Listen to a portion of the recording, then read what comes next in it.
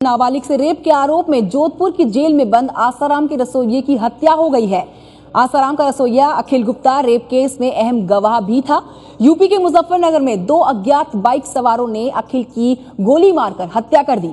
अखिल गुप्ता आसाराम के आश्रम में नौकरी करता था और सूरत रेप केस में उसे गिरफ्तार भी किया गया था।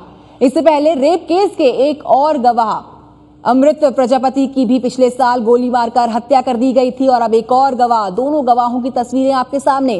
पहले अमृत प्रजापति की गई हत्या पिछले साल और अब रसोइये अखिल गुप्ता की कर दी गई है हत्या। बेहद अहम गवाह अखिल गुप्ता। ये मालूम हुआ है कि दो लोग आए, बाइक से गोली मार दिया है, उनकी डेथ हो गई है। आगे कार्रवाई की जा रही है। सर, ये पता लगा कि सरकारी गवाह थे शराब इन सारे बिंदुओं पर अभी हम लोग जांच कर रहे हैं। कुछ निकल के आ जाएगा तो बताएंगे डिटेल में। हाँ, आसाराम के वक्त है, वहाँ से आ गए थे, अपना काम कर रहे थे। सरकारी गवाह बना ले गए थे। हाँ, वो तो जो पहला मैटर था उससे तो कोई मतलब नहीं। तो कोई लेन देन ना लेन देन का कुछ नहीं, वो उसमें स्कूटर में जो के तू पैसे मिले। कोई तरीके से लूट ना कुछ नहीं, सिर्फ मर्डर ही है।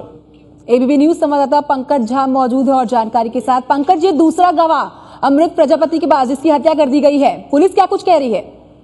देखिए, इस घटना के करीब 14 घंटे हो गए हैं। पुलिस तमाम पहलुओं की जांच कर रही है और अखिल के जो परिवार वाले हैं इस बात से इनकार कर रहे हैं कि अखिल की मौत का कोई न कोई रिश्ता जो है वो आसाराम बापू मामले से है। ऐसे इससे वो इनकार कर रहे हैं। राजकोट में भी एक गवाह की हत्या हुई थी। 2009 तक ये रसोइया हुआ करता था आसाराम के यहाँ। उसके बाद अचानक शादी के बाद ये लौट आया था और फिर वहां उसका पुश्तैनी मकान भी था मुजफ्फरनगर में, पर ये अलग रह रहा था सुरक्षा की दृष्टि से। और कल जिस तरीके तो पंकज से हमारा संपर्क टूट गया है, लेकिन आपको बता दें इस हत्या को लंबा समय बीत गया है, पर पुलिस अपनी पूरी तरह से तहकीकात में लगी हुई है। एबीपी न्यूज संवाददाता अब ब्रजेश कुमार सिंह जुड़ गए हैं हमारे साथ। ब्रजेश, पहले अमृत प्रजापति और अब अखिल गुप्ता जिसकी हत्या कर दी गई, और अहम बात यह कि दोनों की हत्या एक ही तरीके से हुई है।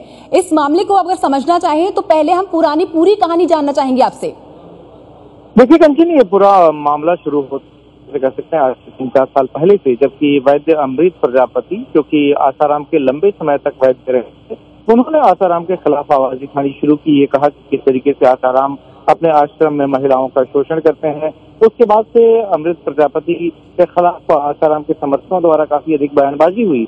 उसके बाद सूरत की दो बहनों ने सूरत पुलिस के सामने ये बयान दिया कि किस तरीके से छोटी बहन के साथ जहां आसाराम के बेटे नारायण ठाई ने बलात्कार किया था सूरत के आश्रम में, वहीं खुद आसाराम ने over a period of time उस बड़ी बहन के साथ जो है अपने अहमदाबाद के करीब का जो आश्रम है वहां पर शारीरिक शोषण किया था। इसके बाद इस मामले की जांच शुरू हुई।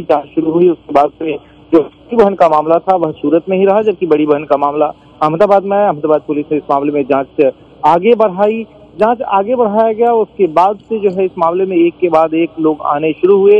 इसी सिलसिले में अखिल गुप्ता पुलिस के सामने आया और अखिल गुप्ता ने यह बयान दर्ज करवाया कि वह कई सारे मामलों में उसने देखा है, क्योंकि वह रसोइया रहा था और लंबे समय तक आसाराम के साथ रहा था। यहाँ तक कि उनका जो फार्म हाउस था जहाँ पर कि शारीरिक शोषण के आरोप लगे आसाराम पर, सूरत की बड़ी बहन ने जो लगाया उस जगह पर भी अखिल गुप्ता था। बाद में अखिल गुप्ता ने जो 164 के तहत जो बयान दर्ज कराया जाता है, जिसमें कि सीआरपीसी 164, जिसमें कि न्यायिक मजिस्ट्रेट के सामने कोई भी गवाह अपनी बात दर्ज कराता है, वह बयान दर्ज कराया। यहाँ तक कि उसकी पत्नी ने भी दर्ज कराया जो कि लंबे समय तक आसाराम के आश्रम में रही थी।